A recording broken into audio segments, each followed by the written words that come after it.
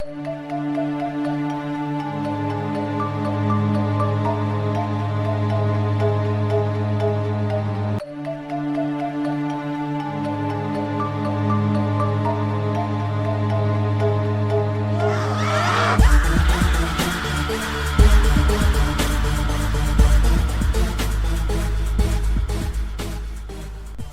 Mateo. What's up, duder? Do you remember, like, almost 8 years ago now, when we did the first episode? Do you remember what we talked about on that inaugural episode? How could I forget? One of the creepiest cases ever. It's gotta be Dyatlov Pass, if I'm not mistaken. You are correct, sir. Woohoo! Ding, ding, ding. Give this guy a taco. I'll take one. Oh, I would fucking love a taco, actually. Yeah. Give me one too, please. Whoever you are. Well, I figured since this is the last ever episode of the Whatcast that we would do another case that's like the Dyatlov Pass incident, and we would just end our journey before our 8th anniversary by very much like the people in the Dyatlov Pass lost their lives. We will also lose our podcast in a mysterious pass in Siberia.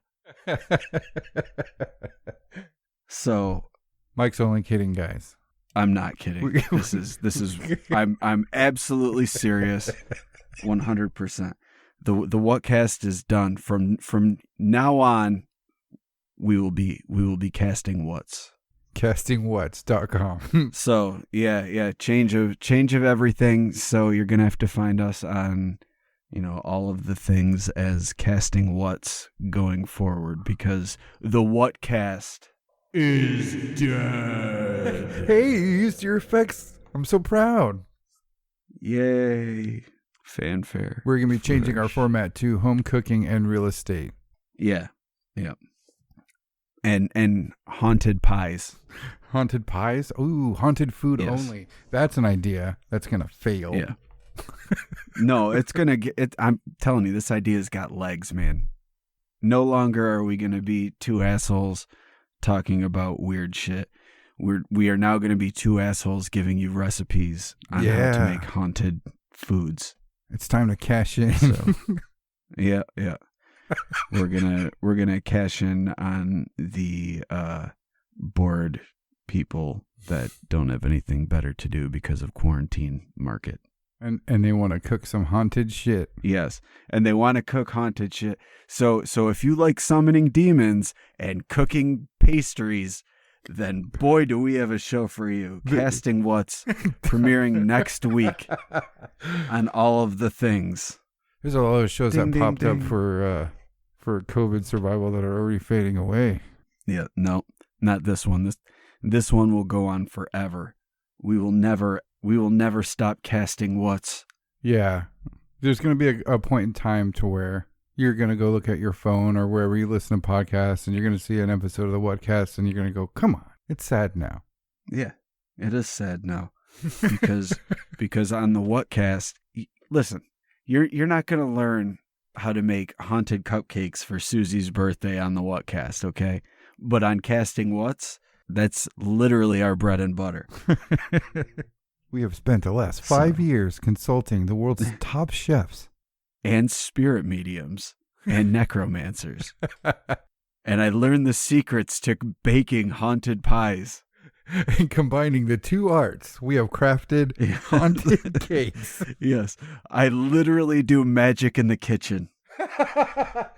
This week's guests, David Blaine and Rachel Ray. Yes. One of them will be baked into the pie, and the other will be eating that pie. I'm telling you, only big things ahead for us, man. We are going to rake in those dollars. Now I'm totally in. Yeah, well, I was hoping you would be. How could you not be?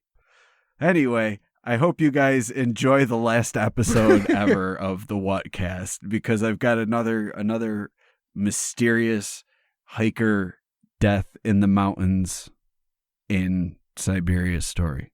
Nice. I was going to say, why did you bring up Dyatlov? Do you remember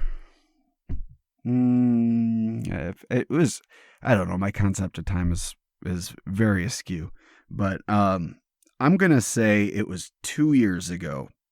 We did an episode on the Lake Baikal region Yeah. of Russia, and honestly, I don't even remember what was going on there. I just remember we did an episode about it.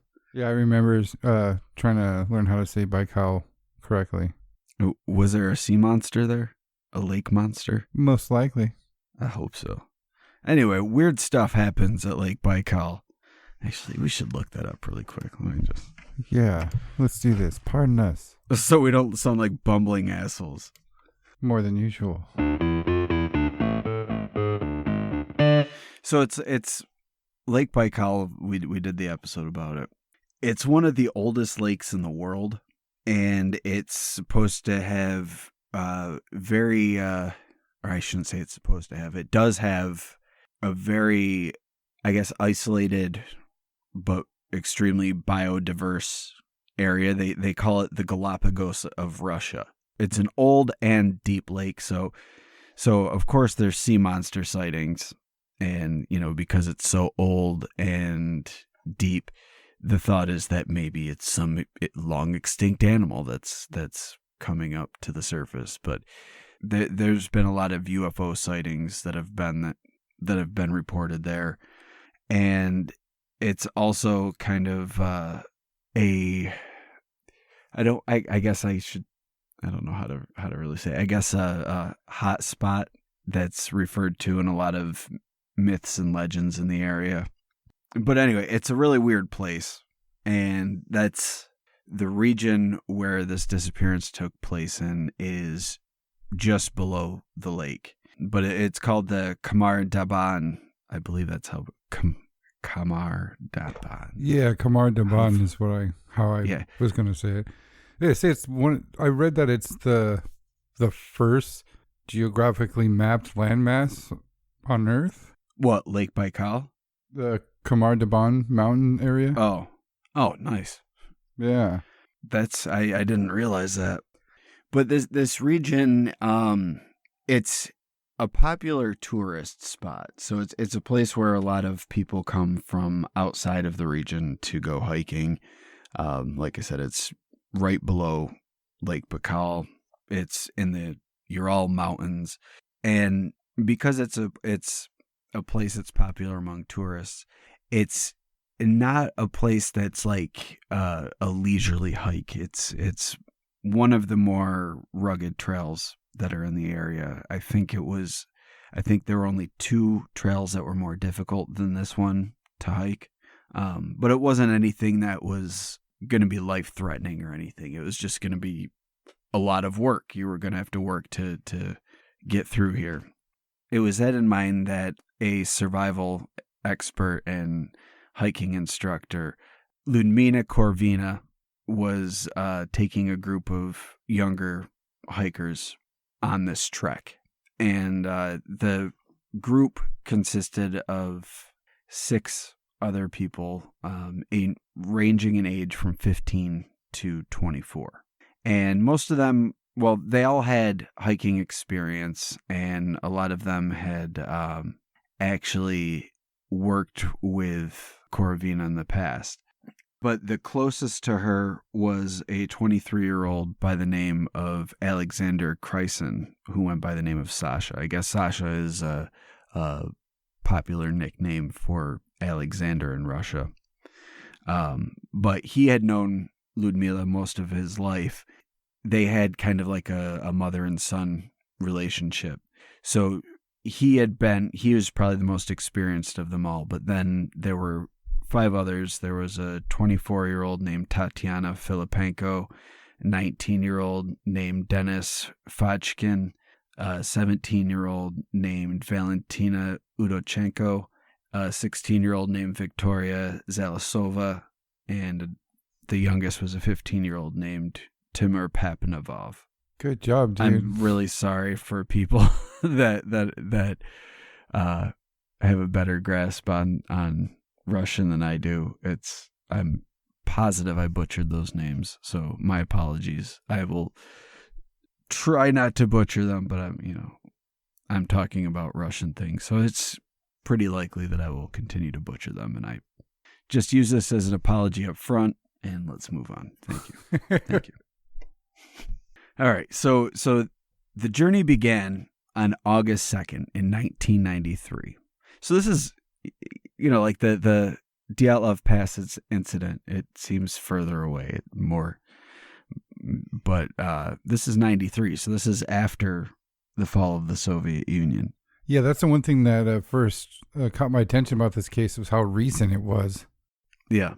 Yeah, and the Dyatlov Pass incident, you can say like, oh, maybe it was some weird Soviet experiment and they were just hiding it. But this is after the fall of the Soviet Union. I mean, it's still in Russia, so I guess the same thing applies. Like, oh, it's in Russia. They're covering their tracks.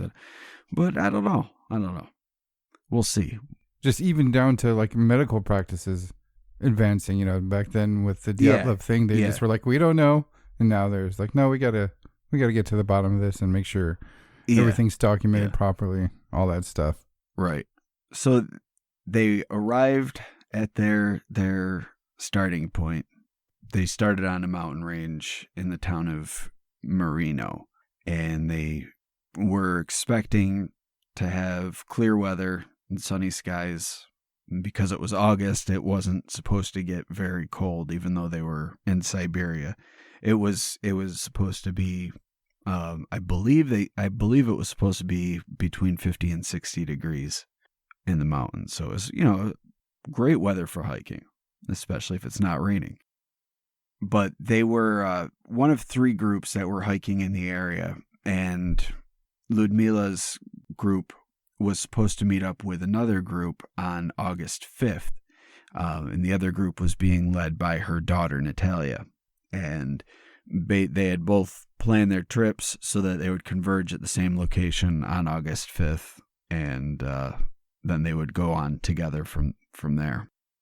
All right. So as they were moving along, everything had gone according to plan for the first 2 days. They were making everything right on time. They were on target to meet up on August 4th. But as they were coming down the side of a peak on August 4th, all of a sudden a rainstorm came in out of nowhere.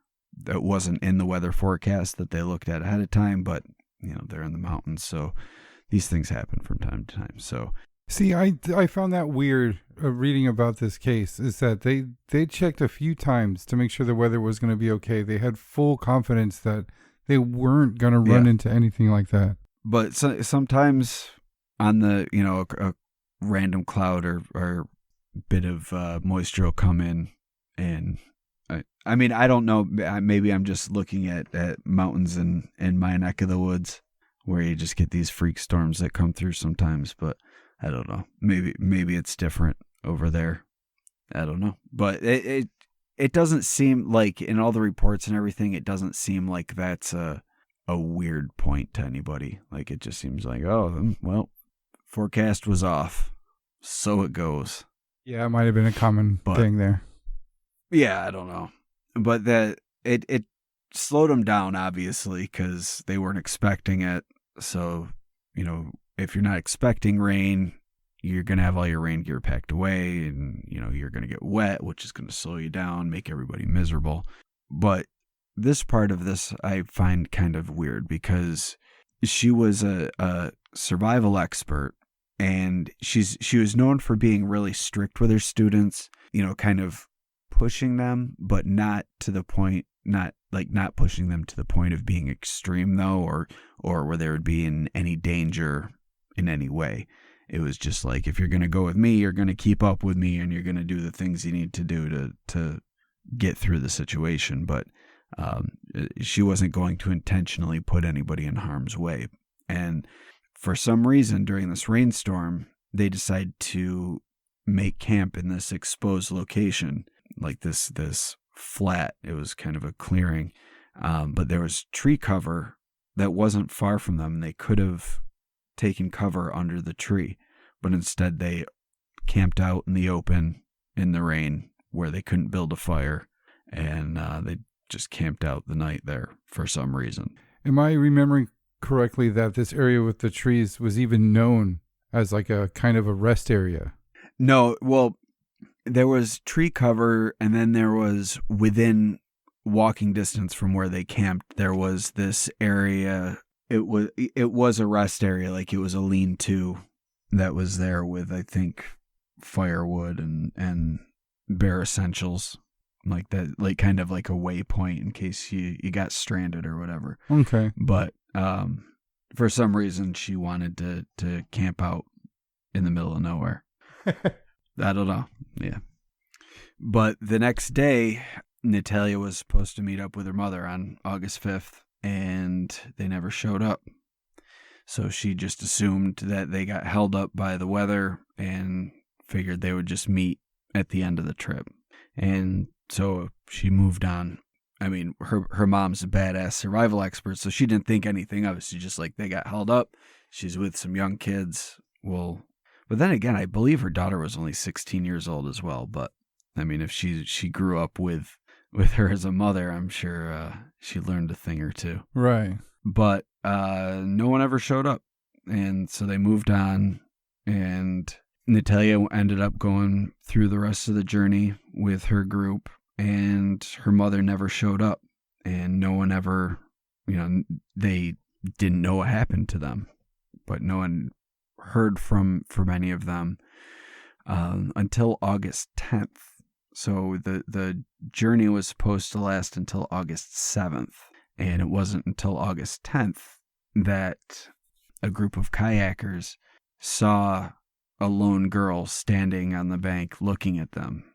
And they got out of their boats, walked up to her, and apparently she was covered in dried blood. And at first the girl seemed like she was in shock, but then she just burst out and like freaked out trying to tell her what happened. Eventually they were able to calm her down, and she told them that her name was Valentina Udachenko, and she was with these other hikers. That's all she told them. She was part of this hiking group, and she was the only one left alive. So they took her to the police station where she filed a report, and it wasn't until years later that she was finally able to really tell all the details of what happened. But once she came into town, they had to wait to send a group for some reason to go look for the people. Eventually they went out and they found the bodies. At that point, they had started to be picked over by scavengers. I believe their tongues and their eyes were missing in a lot of the cases, but they were just kind of left in the position that they had died in. But unlike the Dyatlov Pass incident, when these people were found, and they were found in similar states to the Dyatlov Pass group. Like some of them had various items of clothing torn off. Their eyes and tongues were missing, and they were saying it's from scavengers. Most likely it is, but I mean that the missing tongues was a part of the Dyatlov Pass thing too. So I just wanted to bring that up. But when Valentina finally was able to come out and tell what actually happened, it's a fucked up story, man. Like this shit is terrifying, and I don't know really how to explain what happened. But she says after they started going down the mountain, after they ate breakfast the following morning, after sleeping out in the open, Sasha, who was at the back of the group, started to scream.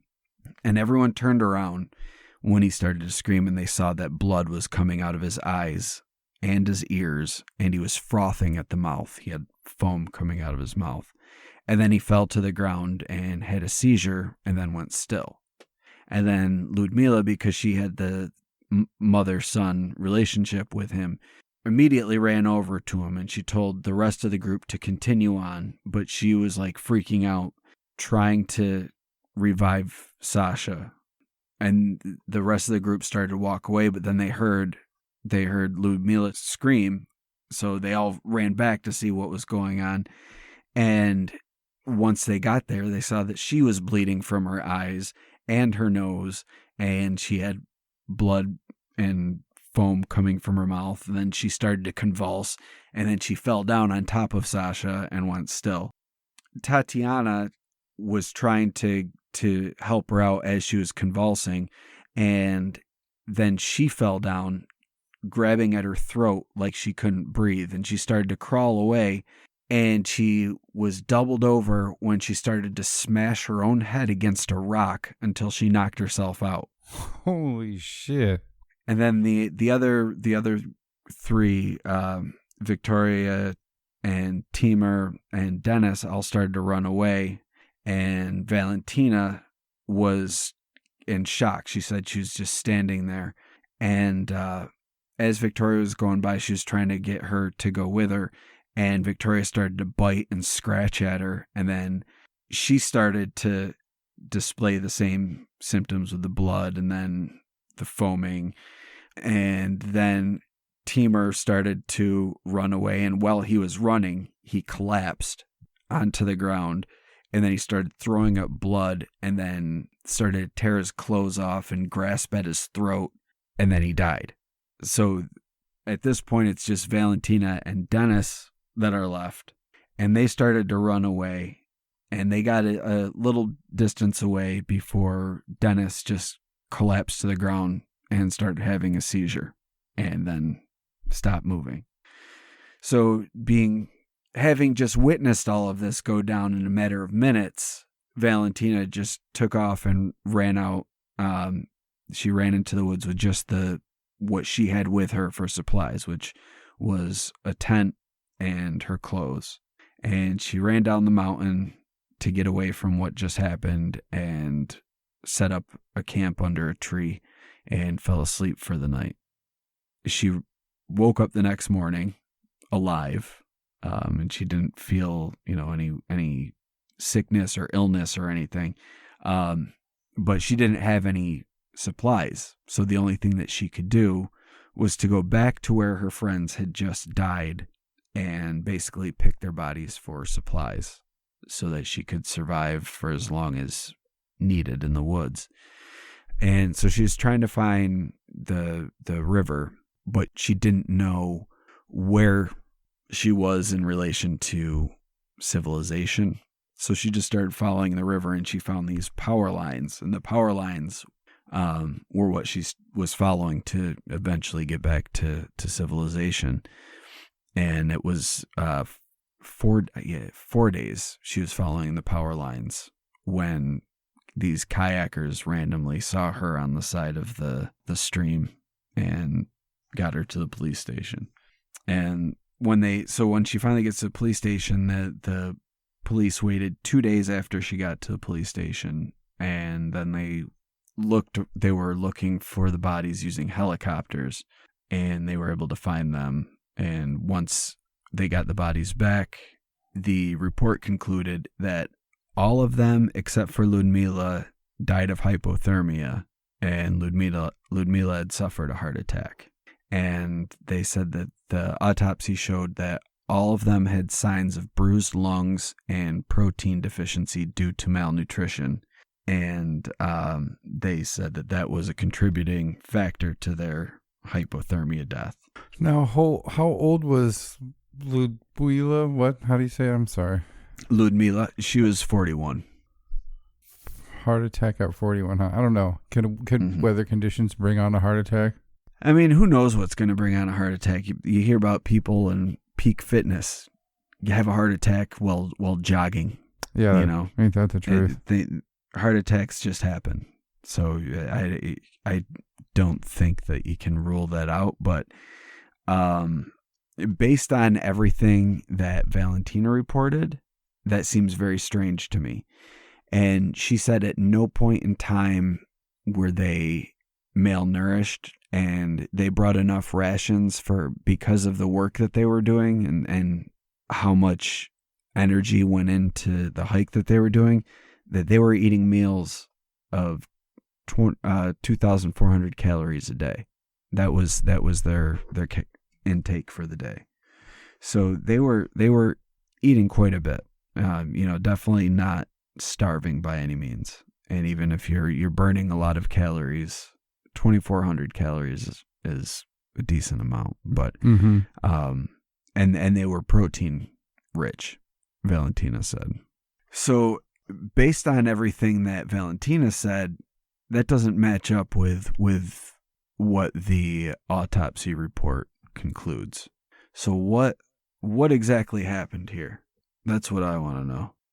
Yeah, there's definitely a lot of similarities to Dyatlov, and it's pretty darn close to Dyatlov. And there's something that you sent me to watch on this, and they were very, very thorough on what the theories are on what could have caused this.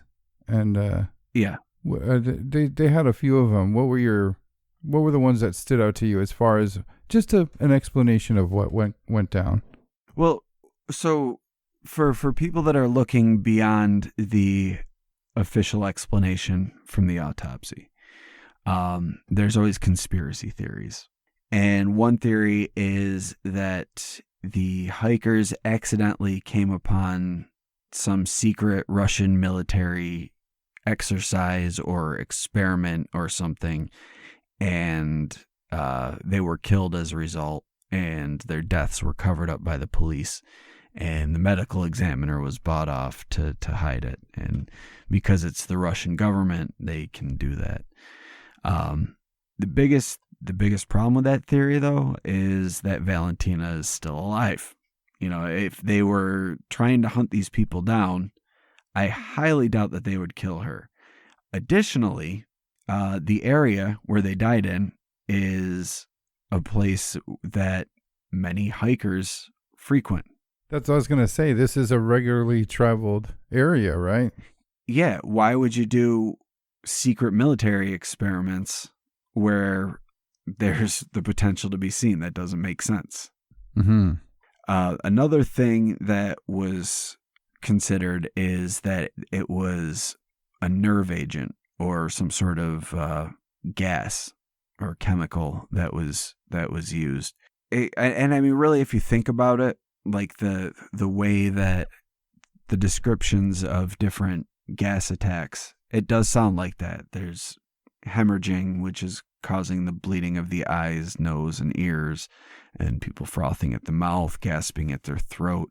One specific nerve agent that is being pointed at is the Novichok gas, and it was a specific nerve agent that was created in Russia up until 1993, which is the year that this happened. But it's 20 times more deadly than sarin gas, just to give you some context. Now, do you think these symptoms, they do warrant the idea of gas use. There's a lot of symptoms that do happen when people get gas that are going on here. Do you think that leads people to jump to Russian experiment right away? Well, it wouldn't even necessarily have to be Russian experiment. It could just be the fact that these things existed. Mm-hmm. And we know that exposure to this gas causes quick death in a manner very similar to the death that is reported from Valentina. The sarin, or not the sarin, the Novichok gas, this gas specifically, if mixed with water, it can take several months to evaporate. And if it's evaporating from the ground, it'll stay close to the ground. If it's evaporating from the water in the ground, it'll come up off the ground and kind of create I guess like a invisible poisonous fog layer close to the ground. Like a blanket on the ground? Yeah. So if this stuff, let's say there was a area that was more isolated but somewhat near this place where this gas was either used or stored or tested and it was, out there. When this rainstorm came in, it could have washed the nerve agent that was being tested because it can stay in the soil for 4 to 5 months after its use. So maybe the rainstorm washed it down from further up the mountain where the tests were being done. And it came down, and then the next morning, as the sun was evaporating water that had collected from the higher elevations, some of the gas was coming up off the ground from the evaporating water because it was in the water. It just activated it. Yeah. And so the sun is warming it up, and the water that's on the ground is becoming mist or gas or whatever. And Sasha, for some reason, was the one who walked over a contaminated area and breathed it in, which caused his symptoms. And then Ludmila came over when he dropped, and because he dropped, she went down to him. Then she breathed in the stuff. And then from there, it was just people continuing to, absorb it because they were right there. But for some reason, Valentina was not affected by it. Yeah, it's a really tough thing. And the hypothermia thing doesn't seem, because even with the rain, it didn't get below 50 degrees Fahrenheit. When they were hiking, at that point, it was during the day, and the sun was out, so it would have been warming up. And it just doesn't make sense that they would go hypothermic in that temperature, especially if you're hiking. It doesn't make sense. It's not like it's the middle of winter. It was August. They're dressed for hiking. Yeah. What do you think about the brown note explanation I saw somewhere? They're trying to explain some reverberations that were coming off the mountain that disorientated them, and doesn't explain half of what went down. I've heard that as well, and I've heard a lot of paranormal. Well, I shouldn't say a lot, but I've seen that they've been able to duplicate paranormal experiences using sound waves, like certain really low level tones that aren't audible to our ear but affects our brain, and it makes us see things that aren't there, which is bizarre. That it creates like these haunting experiences, like that you'd attribute to a haunted house, like seeing figures or glowing lights and things like that. But it's because it's the sound affecting your brain. And I know that sound has been attempted to be weaponized, and we've got certain sonic weapon. I hesitate to call them weapons. I guess crowd control would be a better way to describe them, but where it'll, the ringing is so intense it creates pressure on your head and blinding headaches. But it's the low tones, I think, that affect us the most. And who knows, maybe there is a certain frequency or tone that you can play that will cause brain hemorrhaging. Damn. I don't know. I don't know if I necessarily believe it, because I feel like if that was a thing, it would be used a lot more. Right. It would be easy to do, right? It would be the cheapest ammunition for any weapon. But there's been the stories of the heart attack gun too. Yes. So I don't know. But I've also heard the theory that they accidentally ate mushrooms that were poisonous. See, that came to my mind right away. I read that they were collecting something, not marigold root, but some other type of root. No, they're golden root. Okay. And there's a cool spiritual thing with golden root, and that's kind of a cool link as well. That the golden root is said to have spiritual, like it's guarded by a spirit, but it has like these superior healing qualities. And according to legend or folklore or whatever, if you collect just enough for what you need personally, then that's fine. But if you collect more than you need for the purpose of trying to profit off it, then you're angering the spirits and you'll be cursed. Okay. And apparently when they found the bodies, they had a lot of this golden root. like more than what they would need for just personal use.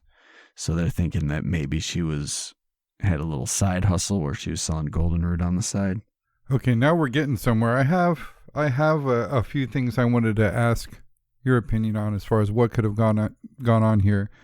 And we usually, we'll throw in a goofy joke, but in the seriousness of being weird about it, one of the first things I have down here, besides, well, let's just cover the first one.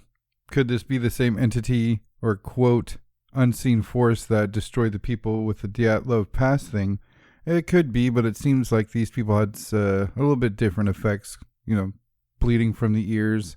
Of course, when we got to the Dyatlov Pass bodies, they were pretty banged up too, so they could have been bleeding from the ears, and we don't know. But it's so interesting to hear you say that you're not supposed to pick too much of that shit, and they had so much on it, because the first thing that I wrote down on my list of questions was, what do you think about this being a curse?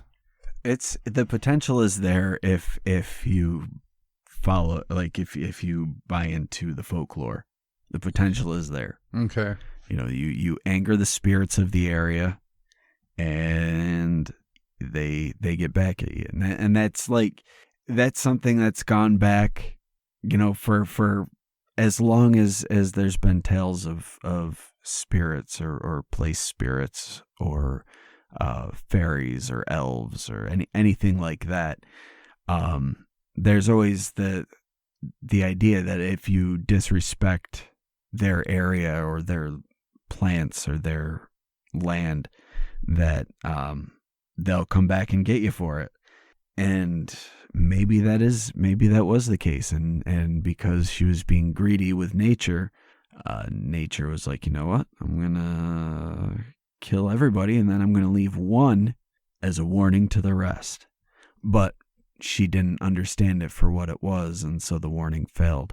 But or maybe she was the only one that was like, guys, we shouldn't take so much. And like, fuck you, Valentina, we're taking all of it. You can't stop us. She's like, no, you're going to no, we're taking it all. And she's like, oh, but I'm just a kid. What am I going to do? And then everybody took the shit. But the spirits saw that she was reluctant. They're like, you shall live to tell the tale. Yeah. And then everybody else gets murdered. Yeah, that kind of links into both the unseen force entity and the curse. Any curse, really, that was interesting to hear that you say I wonder if the people in Dyatlov were picking that same shit. Well, the people, I doubt it, because the people at that point, that was the middle of winter. Ah. Well, that brings me to another thing I have on my list to ask you about. This being so close to where Dyatlov stuff happened, and in the area having so much weird shit going on around it, sea creatures, stuff like this, UFOs. What about this mountainous region? I don't know, maybe I'm definitely exaggerating. I don't think it's alive, but what if it was a living entity and this was its self-defense to be able to produce some type of mountain toxin, mountain poison in some areas? It's some of that mountain poison. It's just the mountain just farts out this toxic gas. It's like, you know what? Fuck you guys. Yeah, what if there's a weird crack in the ground and there's some weird gases coming from this weird old ass fucking mountain? Or what if now this is gonna get weird. So we know that there's UFOs and fucking sea monsters in Lake Baikal. And it's one of the oldest lakes in the world, and it's super deep. What if it's like this underground base for this ancient race, or maybe aliens, whatever's in charge of the flying craft that we see?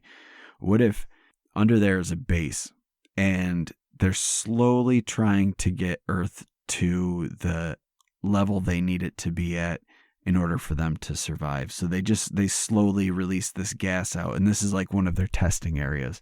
And like, we're just going to slowly release this gas. We're going to get the right plants we need growing here by using this gas, and soon we'll be able to take over. And it's like it's their version of terraforming, but they use this type of gas. And it just so happens they were spreading the gas that day when this group was going hiking and they got caught up in it. And maybe it's fucking Revenge of the Body Snatchers and Valentina got body snatched by one of these aliens. They're like, we need one witness. And so she went on to live life and spread the alien agenda very discreetly, because now she won't give any interviews at all about it. She said she doesn't want to relive the nightmare, so she won't give any further interviews or give any more details other than what she's already given. But maybe that's just a convenient story because the alien doesn't want to tell what it really did. Likely story, Mountain Lizard. Yeah. We know what you're up to. Yeah, it's kind of interesting that if it was something like that, though, and if it was some type of mountain toxin, that they're not finding animals that have bashed their own heads in with rocks and shit like that. And that's the weirdest one to me, is that she crawled over to a rock and just started headbutting it until she went unconscious. That's crazy. That's hard to do. And then the girl who, like, she was the 16-year-old girl they're trying to pull her away, and she starts biting and scratching like she's got fucking rabies or some shit. Like, it's crazy. Now, do you think that if their guy did die of a heart attack, it was because she saw something that she knew that she wanted to avoid, like a mountain spirit or entity? No, I don't. If she died of a heart attack, it was likely as a result of poison gas. But in my head, here's the way that it went down. Yes. Valentina was at the front of the line, and she goes into the woods, and she sees this shadow behind the trees. She hears this hissing noise, and then everything goes to black for her. All of a sudden, this fucking, she turns around and she starts spitting acid at her fellow campers, and they all die of gasping, like she's a fucking Dilophosaurus from Jurassic Park, just coughing up these phlegm balls into their faces, and they die choking. And then she goes and lives in the woods for a few days, and then goes and lives among everybody else, lives among the humans, and learns our human ways and communicates back to her lizard masters. They never knew it, but she was the fucking alien. She went, when she was off on her own, leading the pack through the forest, she got just a little ahead, just a little out of eyesight. And the fucking lizard man was like, you know what, I could use this. And it jumped into her body. Yeah, it just like bit her neck and drank her DNA so he can just morph into her, shapeshift into her. Yeah. And she wandered for 3 days just finishing the swap. The assimilation process. Yeah. She was just like in this weird haze while the lizard brain took over. Yeah. And now she's somewhere eating babies. Damn it. Another one got away with it. Yep. Yeah, so I mean that's the story. And what a crazy final ride on the Whatcast. We start with mysterious deaths in the mountains of Russia, and we're ending this podcast today with stories of weird mountain deaths in Russia. So we've come full circle. And now, Robot, if you could please hit the self-destruct button. We are going to go off air for the final time. And remember, next week on All of the Things, look for Casting What's and learn how to make haunted chicken and biscuits. That's going to be our premiere episode. Both the chicken and the biscuits are haunted. That's the secret. And I'm just going to leave it there. So make sure you update your Twitter and Facebook feeds and Instagram, because when the robot hits the self-destruct button, those pages will be going down, as will the whatcasters.com, as will anybody who has ever said anything about the Whatcast. We are wiping the Whatcast from the internet completely. You will never be able to find another episode again, ever. It'll be like we never existed. Oh, God. I think just because we've gotten accused of quitting the show before, I asked if we're quitting the show for lesser jokes than Mike saying that we are. No, we are though. We're absolutely like the robot is gonna blow up the show. I demand that you make a Facebook page for All the What's Cooking Show. Yes. Casting What's Cooking That's Show. right, yeah. Yes. I'm making it right now. Thank you for listening to the Whatcast. You can find us on Twitter, Instagram, Facebook, iTunes, and YouTube. Enjoy the podcast. Get yourself a Whatcast t-shirt or a sticker pack. Who was that dude on that one episode? Try the links in Homie's page. All this and more can be found at www.thewhatcasters.com. Thanks again for listening and have a great week.